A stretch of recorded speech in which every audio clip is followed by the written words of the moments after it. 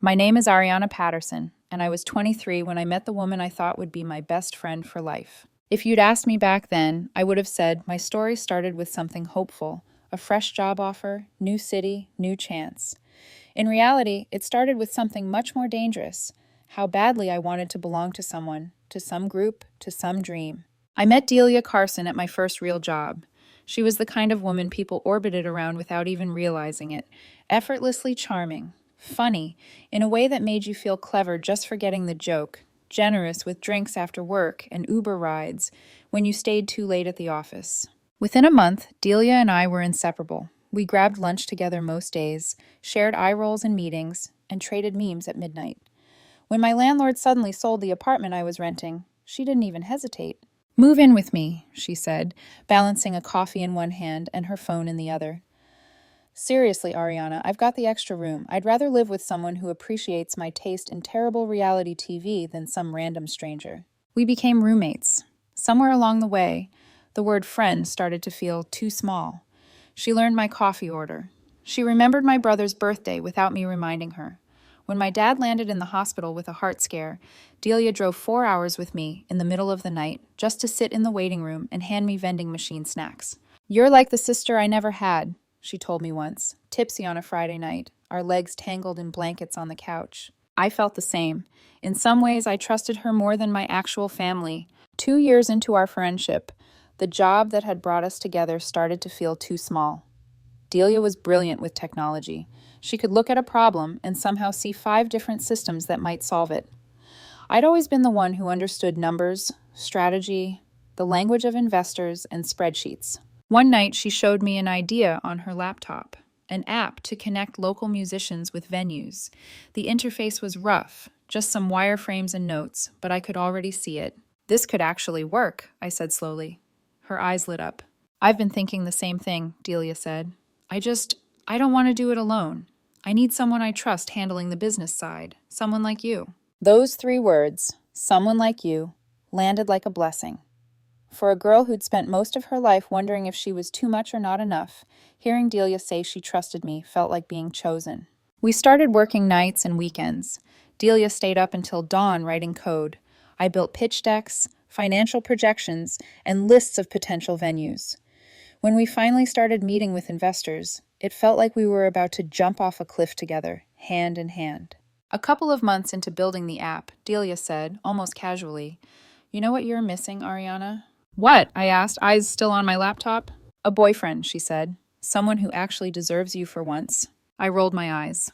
"Oh, thank you, matchmaker of the year." "I'm serious," she insisted. "You work too hard. You deserve someone who makes your life softer, not harder." She paused. I might know someone. The someone turned out to be Logan Reed. Delia introduced us at a low-key rooftop party. He was warm and attentive, with this easy smile that felt like it was only for me. He asked thoughtful questions, listened more than he talked, and didn't flinch when I mentioned working brutal hours. On our third date, Logan cooked dinner at my apartment, somehow managing not to burn anything in my tiny kitchen. Delia wandered in at one point, stole a piece of garlic bread, and wiggled her eyebrows at me behind his back. Later that night, after he left, she flopped on my bed and sighed dramatically.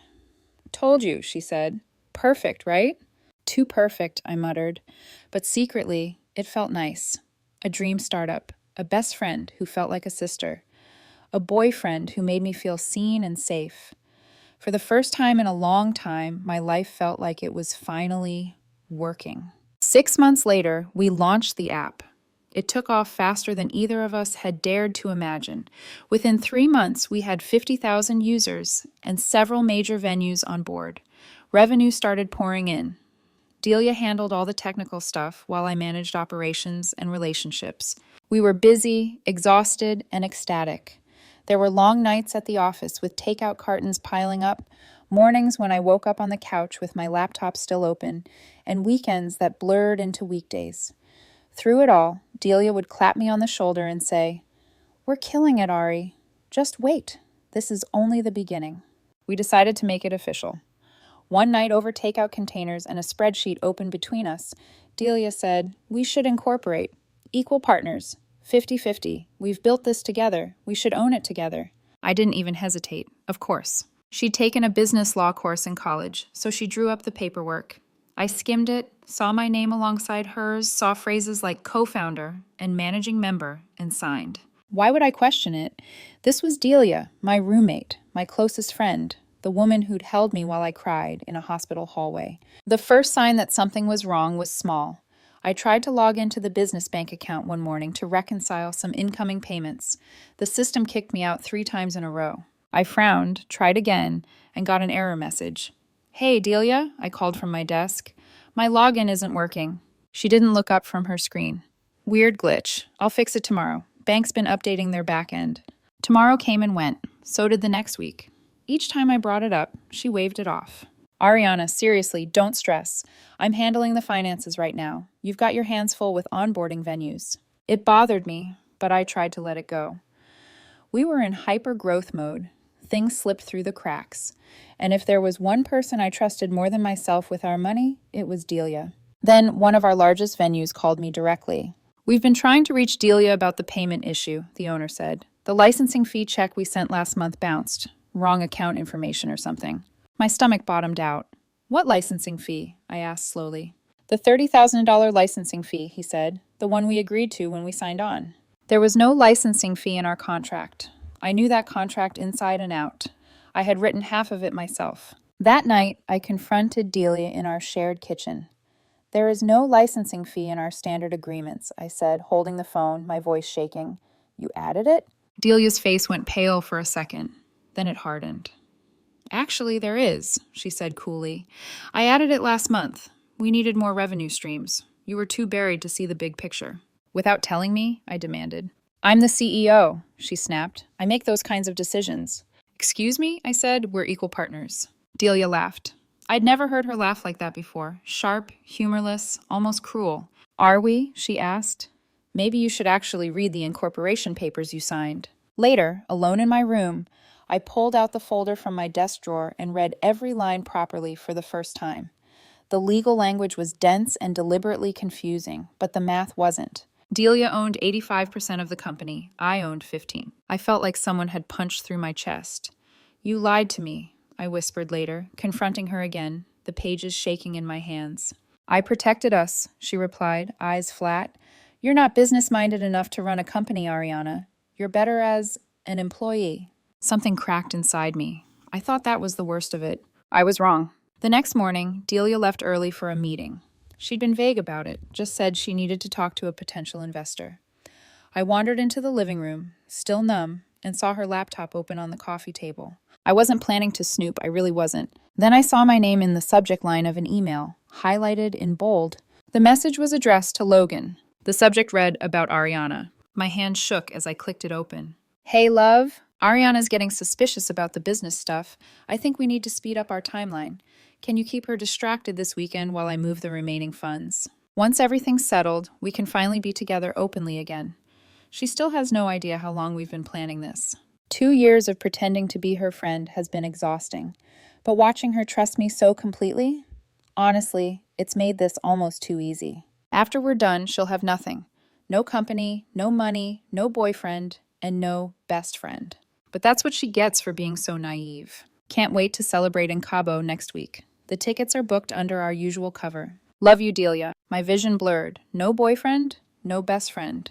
They weren't just stealing from me, they were planning to erase me. I scrolled through more emails, each one tightening a fist around my throat.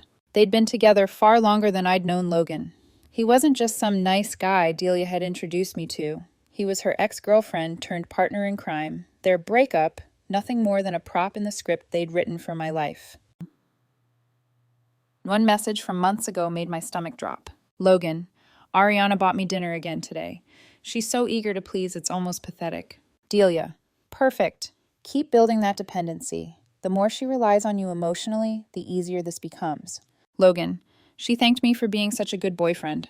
I almost felt bad for a second. Delia, don't go soft on me now. Remember what happened with the last Mark who figured things out? The last Mark. I wasn't even their first victim. Email after email revealed the rest of the plan. The fake contracts with my forged signature. The anonymous police report they were preparing. The way they'd arranged everything so that when the fraud finally came to light, all the fingers would point at me. I sat there on the couch, Delia's laptop warm under my palms, and realized in a single, shattering moment that my best friend wasn't my friend, my boyfriend wasn't my boyfriend, my company wasn't really mine.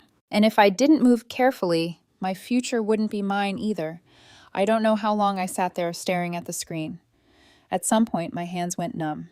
At some point, the sunlight shifted across the living room rug. At some point, my sense of reality split clean in half, before I opened Delia's emails and after. Before, my life had made sense. After, everything was theater. I knew I should close the laptop, pretend I'd never seen any of it, go back to my room, and scream into a pillow. Instead, I did something else. I grabbed my phone and called the one person who'd always said, "If you ever get into something serious, call me first." "Uncle Rich?" My voice came out hoarse. "It's Ariana. I need help." He didn't ask me to calm down. He didn't tell me I was overreacting. He just said, "Tell me everything," in that low, steady voice that used to make me behave as a kid. I paced the living room, laptop still open, and told him. The incorporation papers, the secret ownership split, the licensing fees that didn't exist in the contracts, the emails between Delia and Logan, the plan to drain the accounts and pin everything on me, Cabo, the forged signatures, the anonymous police report. By the time I finished, my throat was raw and my hands were shaking. "Kid," he said finally, "you're in real danger, but we can work with this." "In danger how?" I whispered, though I already knew. "If they file that report and disappear with the money, you're the one who looks guilty," he said. "On paper, it's your company too. Your signature is on the fake contract. Your access, your name, they're setting you up to take the fall." My legs gave out and I slid onto the floor. "Am I going to prison?" I asked. "Not if we move fast and smart," he said. "First thing, don't confront them. Don't tip them off. You're going to act normal. Can you do that?" I closed my eyes, picturing Logan's smile, Delia's easy laugh. I pictured them reading my messages, studying my reactions, taking notes on my weaknesses like I was a lab rat. "Yes," I said, "I can do that." "Good," he said. "Second thing, we need a lawyer who lives and breathes this kind of crime. I know someone. I'll send you her info. Her name's Teresa Valdez. Call her today. Send her everything." We hung up. Within minutes, I had Teresa's number. She picked up on the second ring. "This is Teresa." "Hi, my name is Ariana Patterson. I think my business partner and my boyfriend are framing me for fraud." There was a brief silence on the line, not disbelief, calculation. "Tell me what you have," she said. I sat at my desk and started talking. As I spoke, I forwarded screenshots of emails, photos of documents, scans of the incorporation papers. Teresa's responses were clipped, precise. She asked sharp questions, the kind that cut right through my shame and went straight to the facts. "You did the right thing calling early," she said when I finished. "But this is serious, Ariana. They've put time into this. They're professionals." I was so stupid, I whispered. "No," she corrected, her voice firm. "You were targeted. That's different. People like this look for kind, trusting, hard-working individuals. You were a perfect mark for them. Not because you're stupid, but because you're the opposite." The words barely made a dent in the self-loathing storming through me. "I signed the papers," I said. "I trusted her. I let him into my life." "And now," Teresa replied, "you're going to help us stop them." She explained what we needed. A clear trail of how I found the evidence. Screen recordings showing timestamps. Copies of every email stored in multiple locations. Photos of the forged contracts. A written statement from me, dated, detailed, about how this all unfolded. "Emails alone are good," she said. "But if a defense attorney argues they're fabricated or taken out of context, we want more. We want you documenting the moment of discovery. The chain of evidence is everything." For the next few hours, I moved like someone watching myself from outside my body. I screen recorded my scroll through Delia and Logan's emails. I filmed myself opening the incorporation papers, zooming in on the ownership split. I took photos of my signature on documents I knew I hadn't signed in that form. I spoke into my phone like it was a witness. "Today is date. My name is Ariana Patterson, and this is what I just found." By late afternoon, my phone was filled with videos and photos that made me sick to look at. Teresa called back.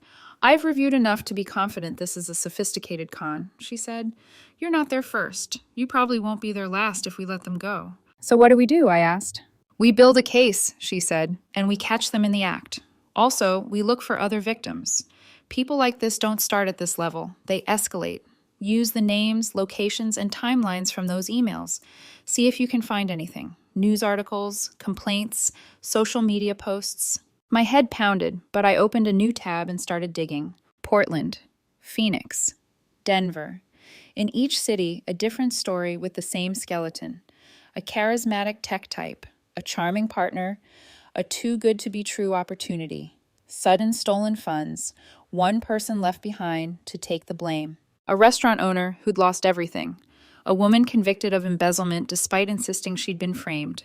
A man who died by suicide after a business deal gone wrong. The pattern made my skin crawl. Uncle Rich called that night.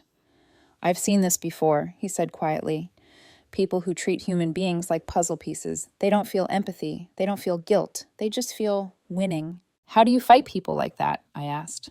"By being more patient and more careful than they are," he said. "By letting them think they're winning while you pull the ground out from under them." The next phase of the plan terrified me almost more than the betrayal had. I had to keep pretending. I had to live in the same apartment as Delia, sit across from Logan at dinner, kiss him goodnight, laugh at her jokes, while secretly working with a retired detective and a white-collar crime lawyer to help trap them. The first test came that weekend. Logan texted me, "Delia says we should all do dinner soon. You free tomorrow night?" My throat tightened. I typed, "Yeah, that sounds great." Then I sent a screenshot of the text to Teresa and Uncle Rich. "We're going to wire you," Uncle Rich said. "You don't confront him. You don't accuse him. You just let him talk. Get him comfortable. See what he'll admit when he thinks you're still in the dark." At the small, intimate restaurant where Logan and I met for dinner the next night, the wire under my shirt felt like a brick. "You look tense," he said, reaching across the table to brush his thumb over my knuckles. "Rough week?" "Just work," I said, somehow keeping my voice steady. "Delia's been handling more of the business decisions lately." "That's probably for the best," he said warmly. "You push yourself too hard. Let her carry the stress for once." The audacity of it made my chest burn. He was actively steering me towards surrender while planning to walk away with everything I'd helped build. "You're right," I said softly. "Sometimes I think she sees things I don't." He smiled. "She does. You're lucky, you know. Most people don't have a friend like Delia and a boyfriend like me at the same time." If I hadn't read their emails, I might have melted at that. Instead, I squeezed his hand and said, "I know. I'm really lucky to have both of you." Later in the conversation, I forced myself to sound casual. "Delia mentioned something about expanding," I said, cutting into my food. "Maybe internationally? Cabo or something?" Logan's fork paused for a fraction of a second before he recovered. "Yeah," he said. "She's mentioned some opportunities there. Could be exciting." "You think we might travel there soon?" I asked, watching his eyes carefully. "Maybe," he said, "if things keep going well." That tiny freeze at the word Cabo was all I needed. He knew. He knew about the plan, the tickets, the money. As we walked to our cars, he pulled me into a hug. "I love you," he murmured into my hair. His words felt like poison seeping into my skin. "I love you too," I said. And as I slid into the driver's seat, the wire still taped to my skin, I made myself a promise. If Delia and Logan wanted to play a long game, I would learn to play it better. They thought they were writing the script of my downfall. They had no idea I'd just flipped the genre. The morning after that wired dinner, I woke before my alarm. For a few seconds, I forgot everything. Forgot Delia's lies, Logan's manipulation, the forged documents, the emails dripping with contempt. Then the memory rushed back like a wave hitting concrete. I wasn't safe. Not in my home, not in my company, not in my relationship. But pretending I was, that was now my greatest weapon. I padded quietly into the kitchen, careful not to wake Delia. She hated mornings and would sleep until noon if I didn't make noise. When she finally emerged, hair messy, oversized sweatshirt, eyes half open, she grinned at me like we were still 23 and best friends living on microwave ramen. "Morning, babe," she yawned, grabbing coffee. "Big day?" "Yeah," I said lightly. "I've been thinking a lot about what you said, about maybe you taking more of the control in the business." Her eyes sharpened with interest faster than caffeine could have managed. "Oh? Really?" I nodded, skin crawling. "Maybe you're right. Maybe I'm better at support than decision-making." She masked her satisfaction quickly, but not quickly enough. "Good," she said. "I think it'll be better for both of us." It took everything in me not to recoil. She wasn't even pretending to hide her greed anymore. The moment she left for her meeting, Uncle Rich and Teresa arrived at my apartment with folders, laptops, and a legal strategy that felt like something out of a heist film. This is the beginning of the end for them, Teresa said, setting down a stack of documents. But we have one chance to get this right. She slid a packet toward me. This looks like a transfer of ownership to Delia, she said, but it's actually a confession of fraud. By signing, she'll legally take full responsibility for all financial misconduct and debts, including the stolen client funds. I blinked. And she'll actually sign this? Uncle Rich snorted. She's a narcissist with a god complex. If she thinks this gives her 100% ownership, she'll sign faster than you can blink. My stomach twisted. That meant I had to convince her I was surrendering, that I was beaten, that I trusted her again. The setup. I found Delia in the living room late that afternoon, hunched over her laptop. When I approached, she closed it just a second too quickly. I forced a deep breath. Hey, can we talk? She leaned back, expression patient, performative. Of course. I want to sign over full control to you, I said, voice steady. It's clear you're better at running things. I'm just getting in the way. Delia blinked. A slow smile curled at the corner of her mouth. Ari, honey, that's a really mature decision. I gave her the prepared papers. Just need your signature to finalize everything. She didn't even skim them. She signed her name, Delia Carson, in looping, dramatic strokes, like she was autographing a fan's t-shirt. I smiled softly. I'm sure this is the right call. She squeezed my hand. You won't regret this. I almost laughed, if only she knew. The escape plan. The next day, Delia told me she had back-to-back meetings and would be out all morning. She packed 2 suitcases, one small, one massive, into the trunk of her car. She didn't know I knew every detail. She didn't know I'd memorized their entire escape itinerary. She didn't know federal agents were waiting. I slipped into my own car and followed at a distance. Behind me, Uncle Rich and 2 plainclothes detectives did the same in an unmarked vehicle. Teresa updated me via text. Teresa, FBI positioned at the airport. Make visual confirmation before agents move. My phone buzzed again. Uncle Rich, we're behind you. Stay calm. You're doing perfectly. I wasn't calm, but I was ready. The airport. Delia parked in the departures lot. I watched her pull out her phone, check her reflection in the car window, and adjust her lipstick. She wasn't scared. She wasn't guilty. She was excited. She thought she'd won. Inside, Logan was already waiting near their gate, wearing a sleek new jacket and holding a set of passports. Their passports. The ones they'd booked under their safe identities I'd already handed over to the FBI weeks earlier. When Delia walked up to him, he kissed her hard, lifting her slightly off the ground. I felt sick watching it. Not because I still loved him, I didn't, but because I finally saw how deeply I'd been manipulated, how expertly, how completely. Together they laughed, exchanging hushed whispers and affectionate touches. They looked like a beautiful couple starting a new adventure, not criminals who'd destroyed 6 lives. Uncle Rich came up beside me. You ready? He asked. I nodded. He raised his hand, giving the signal. The fall. Delia Carson. The voice cracked across the terminal like a whip. FBI agents formed a circle around them. Logan Reed, you are under arrest for conspiracy to commit fraud, wire fraud across state lines, identity theft, and attempted framing of an innocent party. Delia froze. Logan turned white. The passport slipped from his hand and hit the floor. What? No, this is a mistake, Delia started. An agent cuffed her wrists with practiced efficiency. Logan tried to run. 2 agents tackled him to the ground. Let me go, he shouted. Ariana, baby, tell them this isn't what it looks like. I stepped forward into their line of sight. Delia's eyes widened. Logan's mouth fell open. Hey, I said quietly. Funny seeing you 2 here. Delia's face twisted into something feral. You little snake, you think you've won? No, I said, we did. 3 other familiar faces stepped forward from the waiting area. Trevor Nakamura from Portland, Patricia Mills from Phoenix, and Marcus Webb's sister from Denver. Their presence hit Delia like a physical blow. You're done, I said. Logan snarled. We would have gotten away with it if you hadn't. If I hadn't stopped trusting blindly, I said. Yeah, you probably would have. As agents dragged them away, Delia screamed my name like a threat.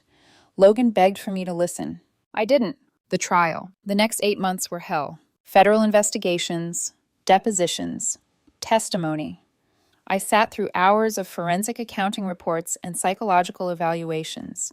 A forensic psychologist, Dr. Sarah Chen, said Delia and Logan showed classic sociopathic patterns. No empathy, no guilt, no remorse. Highly skilled at mimicry. Dangerous only when they believed they were losing control. It was chilling to hear someone describe the people I'd loved, my best friend and my boyfriend, as predators.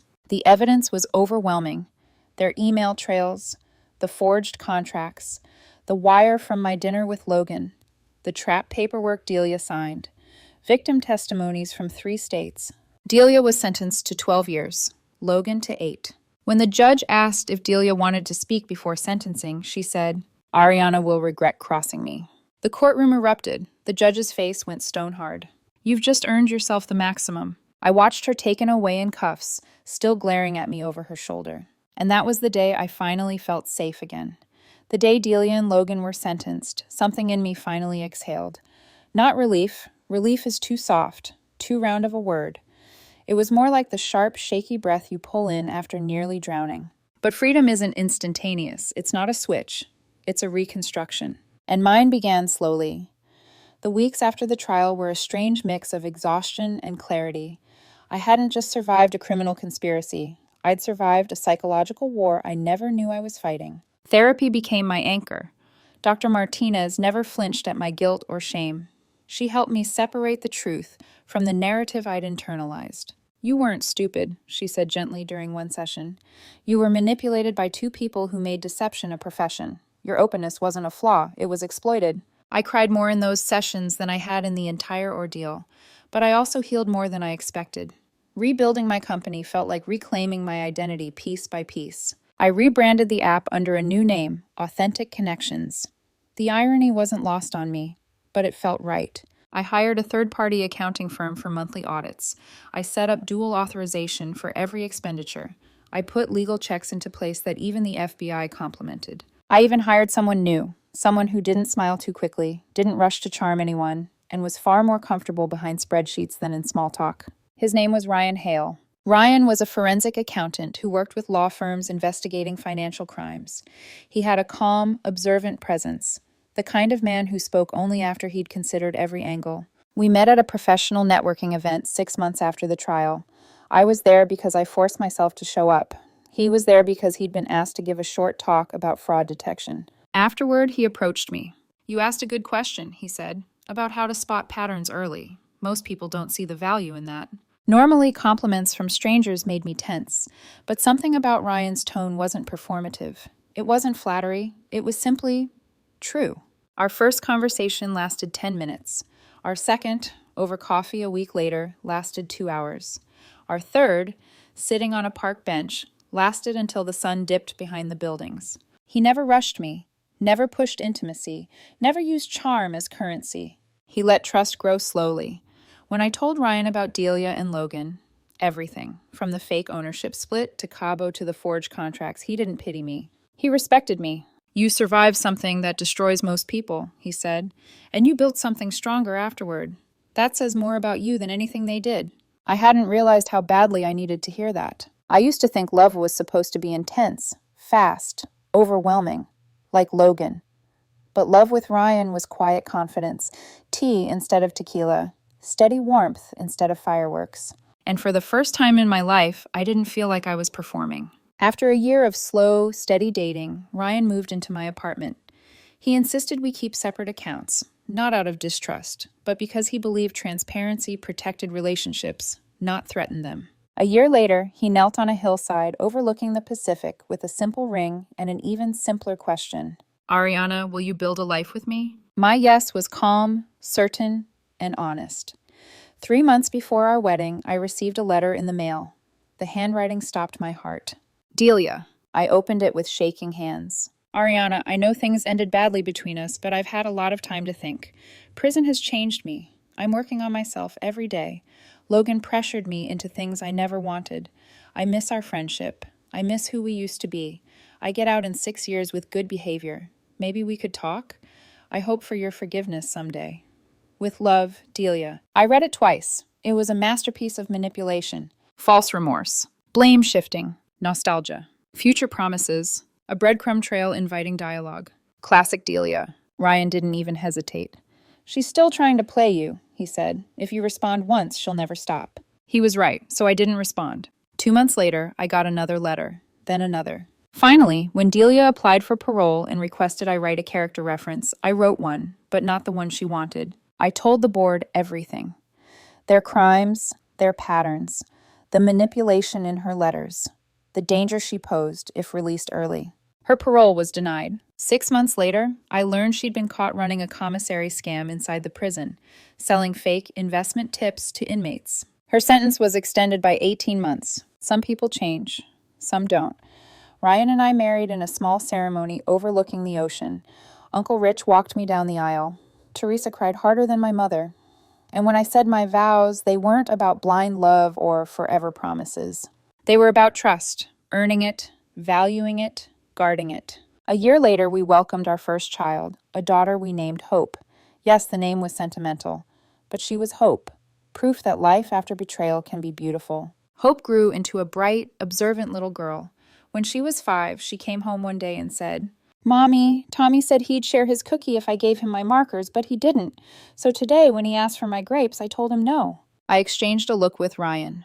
Our daughter was already learning what had taken me so many painful years to understand.